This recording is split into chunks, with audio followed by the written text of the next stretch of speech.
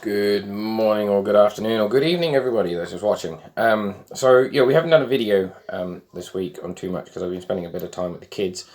But I'll post a couple of pictures up here, a couple of pictures up here of what I've managed to achieve this week. It hasn't been much. It took me a day to dig the hole by hand and half a day to fill it in, and then I kind of spent half days with the kids, and you know, as you do, spent a week with the kids really.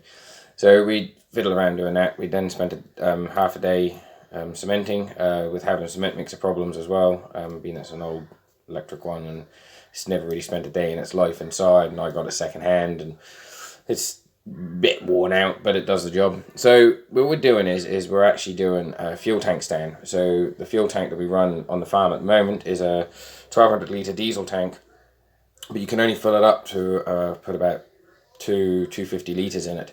And then it will start leaking out of one of the cracks in the tank. So it was only put there temporarily. It never leaked when we first put it there. It was a second-hand tank. It was only put there temporarily on some wooden platforms just as a sort of a temporary measure. 6 years later, and I'm finally actually doing a proper job. So we managed to get a tank, and I couldn't fit it all, obviously, because I need to give at least the cement a couple of days to go off. So I took the fitting out of the tank. I managed to find a tap that threaded straight onto the fitting of the tank. Then with a little brass bush into the end there, which you can see, I've put a 10mm thing in where the 10mm fuel line will go. We've also got some straight connectors because I don't think the fuel line I've got is going to be long enough. So I might have to join a little bit onto it. I know it's not ideal, but due to cost, it's the way it's going to have to be done. Plus the boiler is going to be getting moved once the house extension's done. So from that tap, it's then going to a filter system. In this filter system, I was going to use a vehicle filter because they are better to use. But in this, it's just a little gauze. It sort of stops any big particles of dirt. I don't actually know what micron these are, but they are quite a sort of fine sort of micron, if you can see. So that's one thing that we're trying to do. The other thing is we done the cement slab. So instead of sitting the cement slab down and having your tank sitting on the cement slab and then this sitting on there and having this basically right low to the ground of the thing to where you're struggling to get this off, what I do is I do a cement slab here and then I sort of drop a piece down and do a piece like that. So this will be this far away and this gets put in like this, and then your fuel line gets taken to where it needs to be. You'll see that on the cement slab in different stages. I will do some videos of it more internally. So you get a 3/8 filter. So this is another filter one I got, and I've had both these filters, but one of them's missing the internal parts.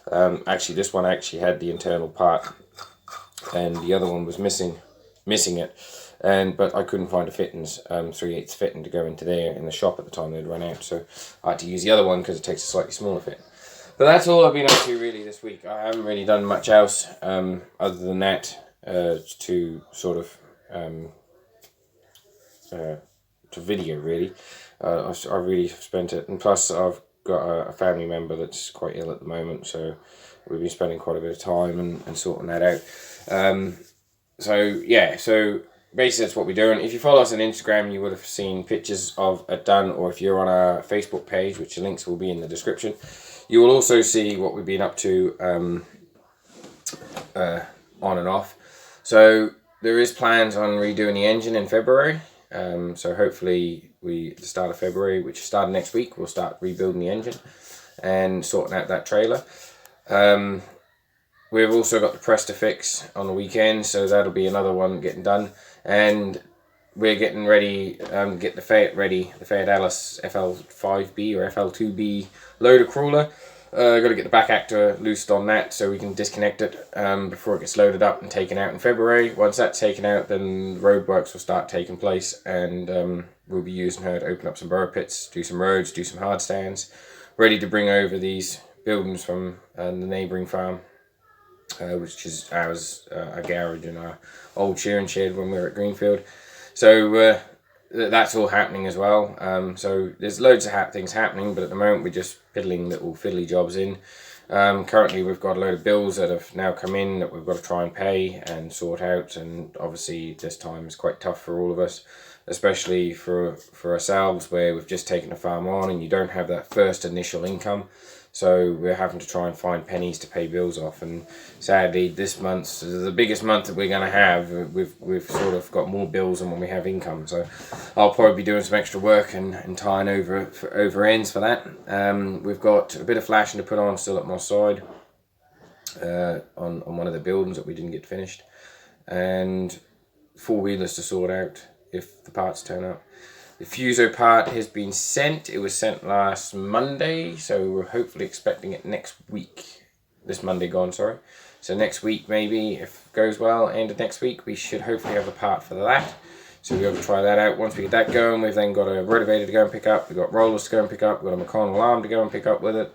We've got cladding to take out to my mum and dad's little site. And we've got also stuff to pick up from there, which is a big diesel tank, and bring in and clean that up and repair that and get that all ready to use also. So if you want to keep in tune, don't forget to hit the subscription button and the little notification bell. In the links in the description will be a place where you can find us on Facebook. It is Corridale Farm. My old man actually sent up one as well, and it is in there, so hit on the link in the description. It will take you to where you want to be. If you do find the one on for their farm, if you just go in Google and type in Corridale Farm, my old man's one will come up. It's the same sort of site but different page. I don't have any control over that page. He is going to sort it all out later on, but I don't know what the plans are. But hit the link in the description. You can follow us on Instagram, and you can also sign up to our Patreon page. I haven't done anything to my Patreon page at the moment. I was adding pictures on there and keeping people informed at the start, but as I've got no Patreons and no one's really that interested in it, I have decided not to do it until I get at least some Patreons on there. But I'll still add it in the link in the description.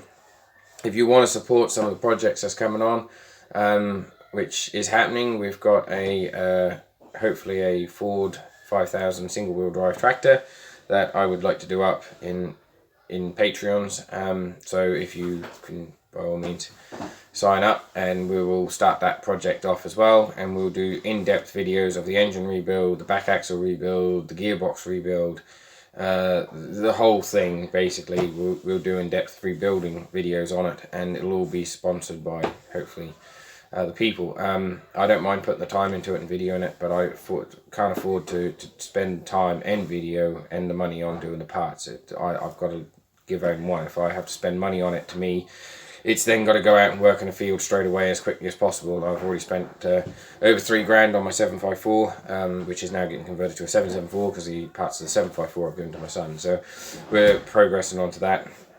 I've got to go and make a call in the UK and see what I can come up with, and then go from there, really. So it will be exciting stuff. So yeah, don't forget to comment, rate and subscribe, and sorry that I haven't done much. Like I said, I'll put pictures on as before of what I did, and you can then see what I've done. It's only a temporary thing, probably be there for another at least 10-15 years, but yeah, thanks for watching. Don't forget to give us a thumbs up, and we'll catch you in the next one.